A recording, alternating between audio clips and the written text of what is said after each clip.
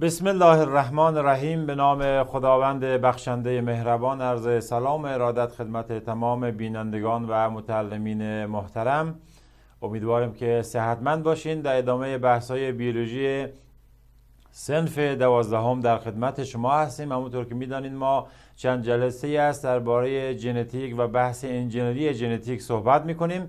این جلسه که جلسه 4 از فصل 3 است، باز هم بحث ما حول انجینری ژنتیک هست و قاعدتا در این جلسه بحثایی که در نظر گرفتیم به قرار ذیل است. ما در این جلسه ابتدا بحث ژن تکنیک در زراعت را بحث میکنیم، در ادامهش بحث ژن تکنیک را در مالداری مورد بررسی قرار میدیم و در نهایت کاربرد ژن تکنیک در انسان مورد مطالعه قرار میگیره و در پایان هم سوالای کنکور را حل میکنیم و مرور میکنیم سوالای کنکور و تثبیت میکنیم مطالب امروز ما. نه با ما همراه باشید.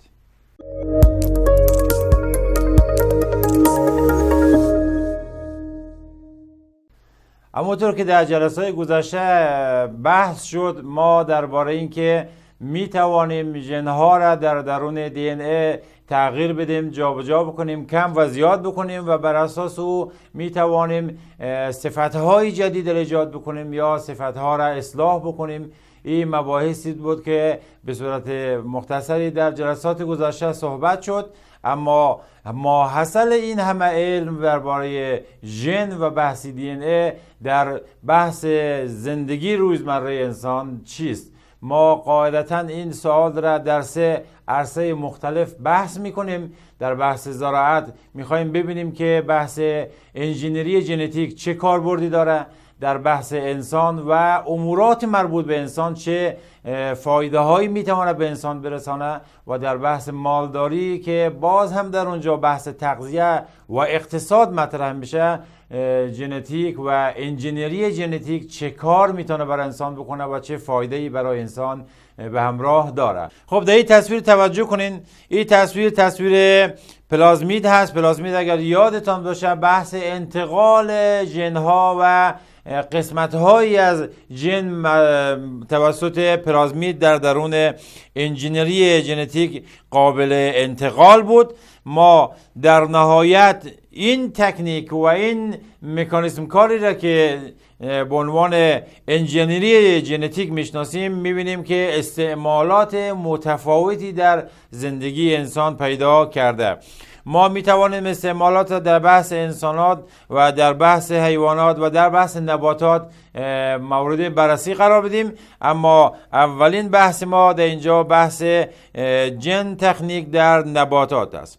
توجه داشته باشین که چه ژن تکنیک در زراعت باشه و چه در مالداری باشه، هر دوش با هدف اضافه نمودن تولیدات نباتی و حیوانی اتفاق میفته و مقدار متفاوت با استعمال این علم در بحث انسان هست. خیلی خوب، در بحث نباتات ببینیم که ژن تکنیک چه کارهایی میتونه انجام بده و روش کار چیست. در بحث استعمال ژن تکنیک در بحث نباتات ما میبینیم که پلازمید و باکتریا باز هم نقش مهم و پایه‌ای را ایفا میکنه.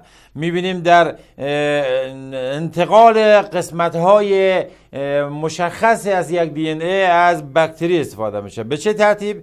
به این ترتیبی که ما میبینیم که وارد میکنن ژن‌های بیگانه که میخوان یک صفت خاصی را از او در موجود جدید ایجاد بکنن. خب این ژن‌های بیگانه توسط پلازمید از قسمت‌هایی که زخم در نبات ایجاد میکنه به درون نبات انتقال پیدا میکنه.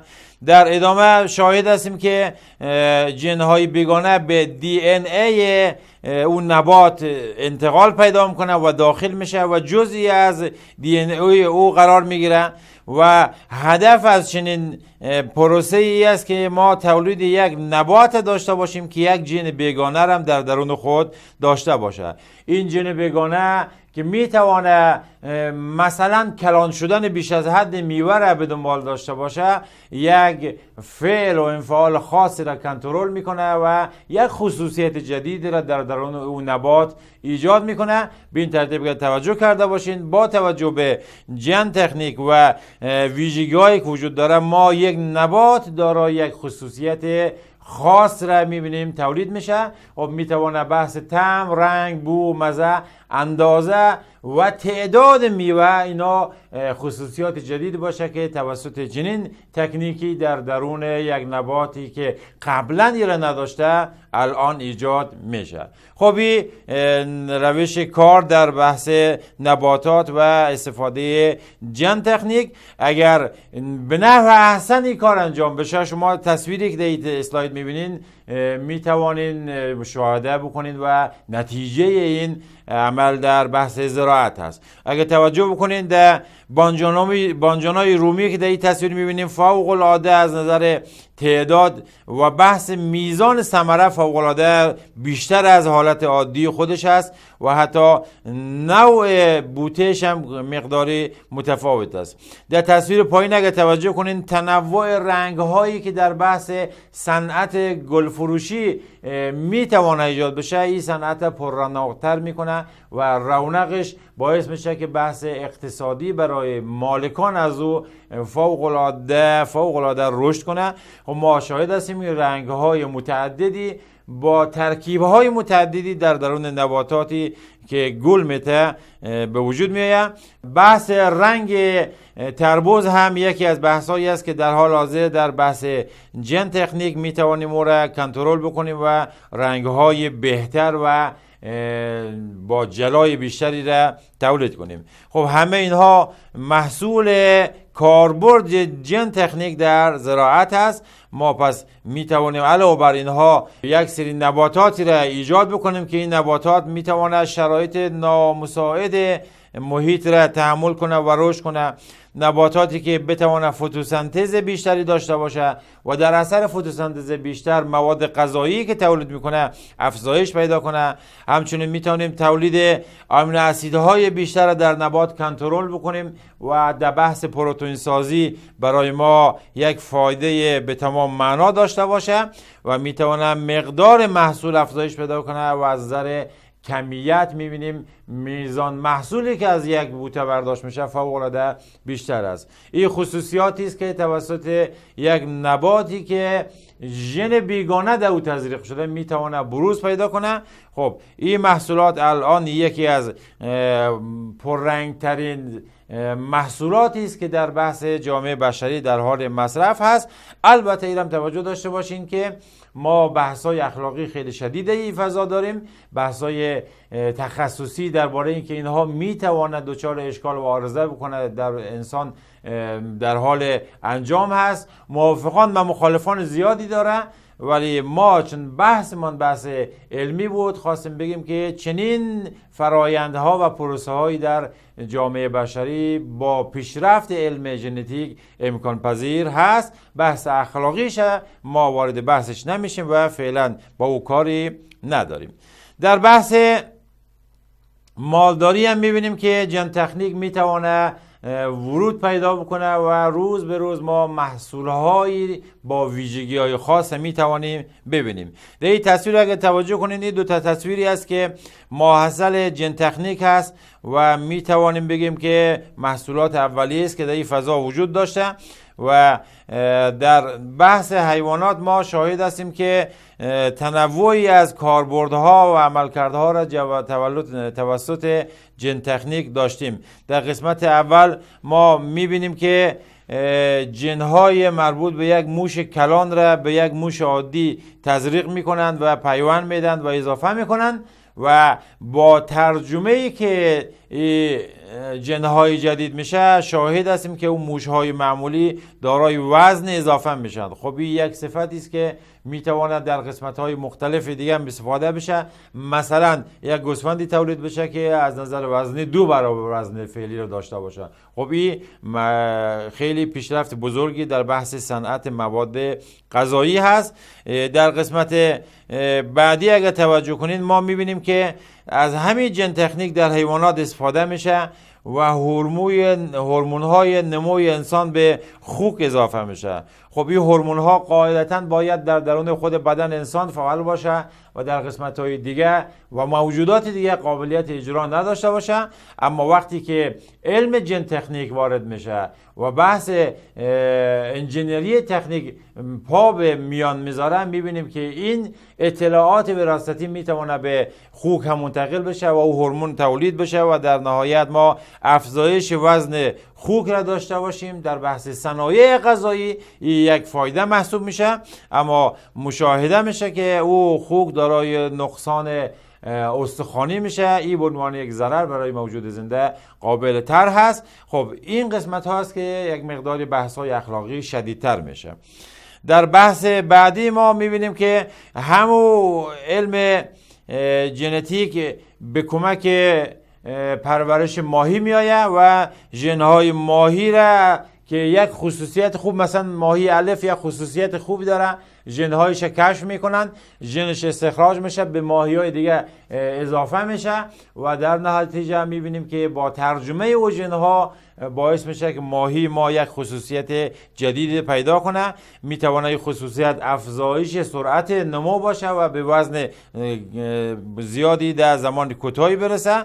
میتونه وزندهی ماهی یک مزیت خوب باشه که در بازار بحث اقتصاد و بحث تهیه مواد غذاییش حائز اهمیت است. اگر توجه بکنید در همه این سه موردی که ما در این اسلاید برای شما گفتیم، باز هم انجینری ژنتیک هست که میتونه به داد چنین فرآیندها و پروسه های برسه و اونها را کنترل بکنه. روز به روز در حال افزایش کاربرد انجینری ژنتیک در بحث صنایع مواد غذایی مربوط به مالداری هستیم و البته عوارضی هم داشته که وارد بحثش نخواهیم شد.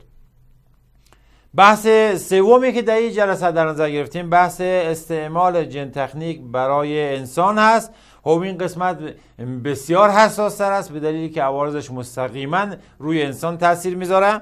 خب در این تاثیر یک توجه کنیم، ما 2 تا مشخصه از یک انسان را که مختص خودش هست نشان دادیم. اثر انگشت دست که میتونه در بحث‌های جنایی، در بحث‌های حقوقی مفید باشه به دلیلی که هر فردی اثر انگشتش اختصاص به خودش داره و کاملا تخصصی است و اختصاصی است. در نقطه مقابلش اگه توجه کنین در این قسمت شما مشاهده میکنین همون اثر انگشت بر اثر نحوه قرار گرفتن های توتهای دی ان ای یک فرد ایجاد شده. این نقطه های روشن و تیره، فاصله هایش، میزانش، اینا ویژگی های شخصی یک فرد میرسانه و اصطلاحاً بهش اثر انگشت ژنی گفته میشه. هر فردی با توجه به ترتیب‌های نوکلئوتایدهایی که داره و نحوه توته شدنش میتونه اثر انگشت اختصاصی خود داشته باشه. فوق العاده دقیق هست و کاربردهای بسیار زیادی داره. پس در بحث جن تکنیک ما میبینیم که قسمت‌های زیادی میتونه از این قسمت استفاده بکنه، اما بیشترین کاربرد بحث جن تکنیک در درون انسان بحث تشخیص عوارض موجود در درون بدن هست که معمولا ریشه و بنیان این مشکلات بحث‌های اختلالات ژنتیکی است. خب پس بیشترین کاربرد در بحث تشخیص هست. ما می توانیم شناسایی سلسله قلبه های جن بکنیم که اینا در خودش بی‌نظمی داره. نقطه مقابلش پیدا میکنیم و در قسمت اختلال میتوانیم بگیم کدام قسمت دچار اختلال شده و چگونه اختلالی وجود داره. نکته‌ای که حائز اهمیت است که همون مطلبی است که در بالا گفتیم که ما می توانیم از دی ان ای انسان یک اثرانگشت ژنی و ژنتیکی تولید کنیم و او اختصاص پیدا میکنه به خود همون فرد و کاملا دقیق و فوق العاده با نکات ظریفی که داره میتونه در شناسایی یک فرد کمک بکنه. خب در ادامه بحث اگه توجه کنیم بحث تشخیص را با هم دیگه بررسی میکنیم. اولین مطلبی که در اینجا در نظر گرفتیم این است که با استفاده از جن تکنیک ما میتوانیم سرطان سینه را که در خانم‌ها و در زن‌ها دیده میشه تشخیص بدیم و متاسفانه یکی از بیشترین سرطان هایی است که در زن‌ها اتفاق میفته. تشخیص به موقع او میتونه جلوگیری از متاستاز و جابجا شدن از او بشه. هر چیز زودتر تشخیص داده بشه باعث میشه که عوارض کمتری داشته باشه. جن تکنیک برای تشخیص سرطان سینه میتونه پا به عرصه بذاره و به انسان کمک کنه.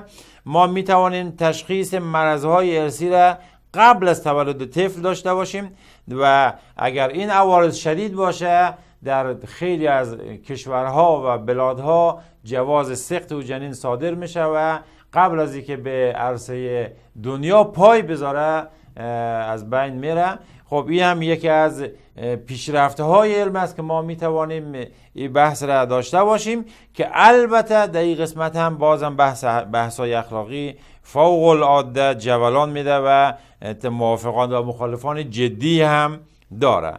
در دعواهای حقوقی گاهی مواقع ما نیاز داریم که رابطه فامیلی معلوم شود که بچه از او هست یا نیست، دخترش هست یا نیست، رابطه فامیلی به چه ترتیب هست. دقیق ترین راه شناخت این رابطه فامیلی بحث اثرانگشت ژنی و ترتیب‌های قرار گرفتن اصطلاحاً نوکلئوتایدها هست و با توجه به اینکه ما نصفی از اطلاعاتمان از پدر و نصفی از مادر میگیریم، پس قاعدتاً اگر رابطه فامیلی وجود داشته باشه این شباهت ها زیاد هست و میتوانیم بگیم اینها تا چه میزان با هم دیگه میتوانه فامیل باشه. اگر این رابطه فامیلی وجود نداشته باشه اختلاف هایی که در بین توالی دی ان ای وجود داره فوق العاده زیاد هست و میتوانیم تشخیص بدیم که این رابطه فامیلی وجود داره یا نداره. در بحث‌های جنایی زمانی که بحث کشت و کشتار و قتل مطرح میشه ما میبینیم که در درون بدن فرد یک تعداد اثر میمانه، مثلا لعاب دهان یا بحث خون و امثال اینا میتونه باقی بمانه. خب یک کسی که در این قسمت تخصص داره میتونه او قسمت خون را در لابراتوار ببره و تشخیص بده که این اثر خون مال کی هست و بر اساس او کمک میکنه به بحث‌های شناسایی مجرم. خب این قسمت هم یک قسمت مهمی است که فعلا در حال استفاده میباشه.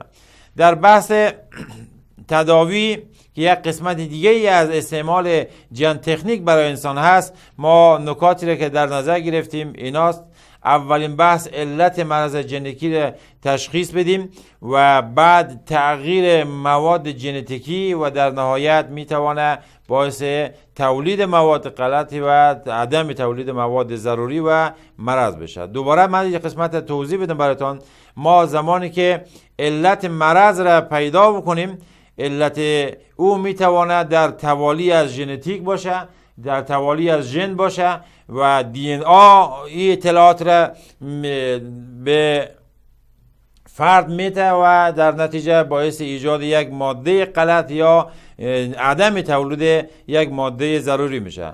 هر دو حالتی که وجود داره میتونه نهایتا منجر به مرض شود. پس این مکانیزم تولید یک مرض را تقریبا در این قسمت با هم دیگه صحبت کردیم. خب راه درمانش چی است؟ ما میایم میبینیم در اینجا در این قسمت یک قسمت از ژنی که دچار اختلال است و مشکل داره پیدا میکنیم.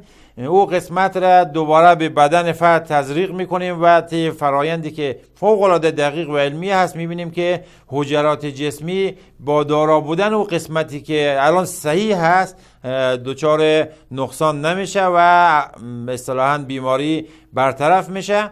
توجه داشته باشین این واژه را اصطلاحاً بهش میگن، این نوع درمان را ژن تراپی بهش گفته میشه.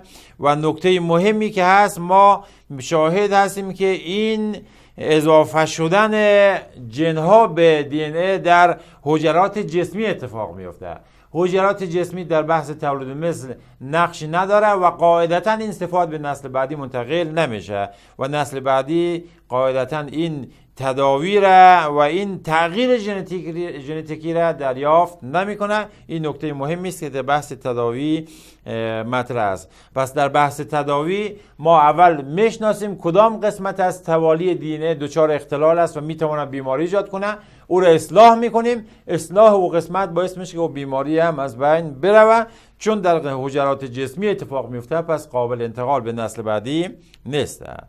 در بحث بعدی ما بحث تشخیص بی‌نظمی های ارثی و مشورت دادن هست. با این شجره فامیلی قبلا آشنا شدیم که می توانیم انواع بیماری ها را پیش بینی بکنیم و ببینیم که در گذشته چگونه بوده و در آینده چگونه رخ بده و خودش با چه جلوه هایی و با چه بیماری هایی به خودش نشان بده. توجه داشته باشیم متدی که در اینجا استفاده میشه، گفتیم تهیه شجره مریض هست که از فامیل های نزدیک، از پدر و مادر و برادرها. شما در اینجا توجه کنید اینها مجموعه برادرها و خواهرها را دارین، والدین را در این قسمت دارین.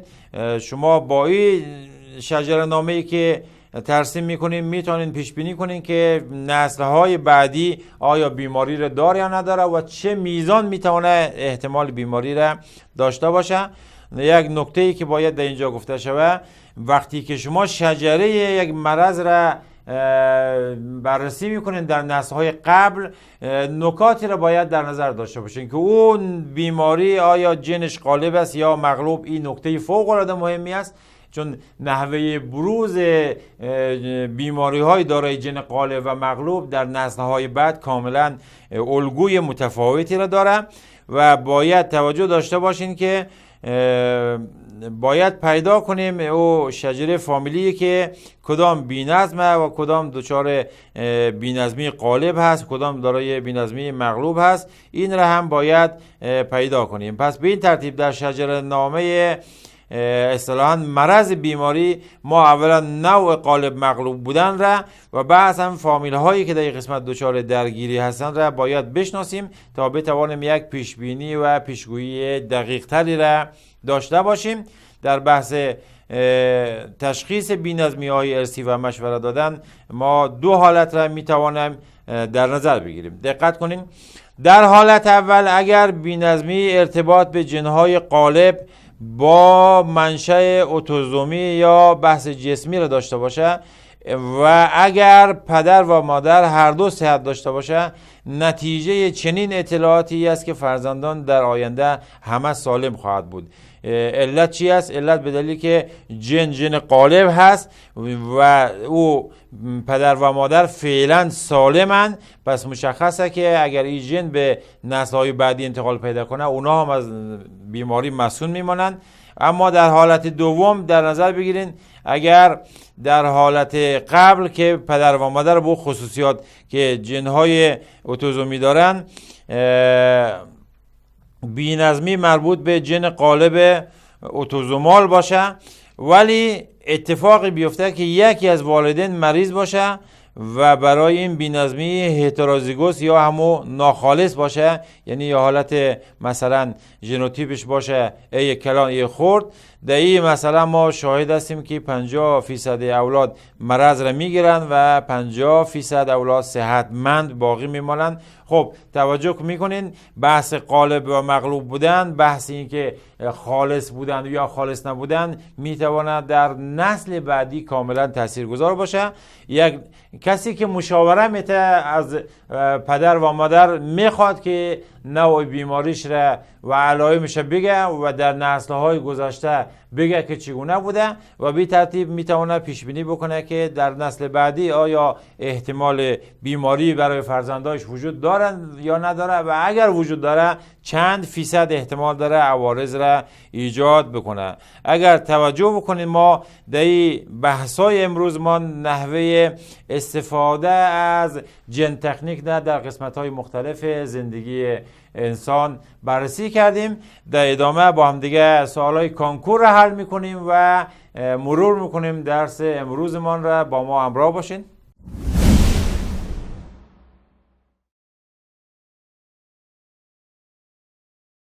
از تکنیک جن در کدام موارد ذیل استفاده می شود؟ طبابت داریم، بحث دوا داریم، بحث زراعت و مالداری داریم. همه موارد جزو کاربردهای جن تکنیک می باشه. گزینه 4 صحیح است.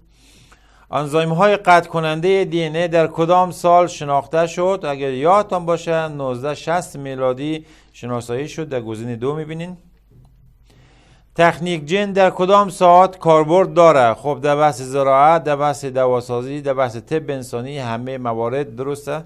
بله. پلازمید در کجا موقعیت داره؟ اگر یادتان باشد در خارج دی ان ای بود و مربوط به باکتریاست که گزینه 3 صحیح است. از جن تکنیک در موضوعات جنایی جهت تعیین دی ان ای انسان از کدام سمپل استفاده می شود؟ خب خون و لعاب دهان، ترشحات معده. خب اگه یادتون باشه قسمت خون و لعاب دهان می توانست کمک کنه به که مجرم را ما بشناسیم. گزینه 1. تداوی انسان توسط جن به کدام نام یاد میشه؟ اگر یادتون باشه جنوتراپی بود که در گزینه 3 آمده. بله. به این ترتیب به پایان سوالای این بحث رسیدیم. ما بحث کاربردهای جن تکنیک را در این جلسه با هم دیگه صحبت کردیم و دیدیم که با ورود مباحث ژنتیک و بحث‌های انجینری ژنتیک میتواند زندگی انسان دچار تحول بشه و میتواند قسمت‌های مختلف اقتصادی و بحث‌های تداوی و بحث تشخیصی را پوشش بده و البته بحث‌های اخلاقی توش وجود داره که یک مقداری کار را دشوار میکنه. امید است که این قسمت برای شما مفید واقع شده باشه و با مطالعه بیشتر بتوانید تسلط روی این مطالب پیدا بکنین. شما را به خداوند منان میسپاریم. خدا یار و نگهدار شما.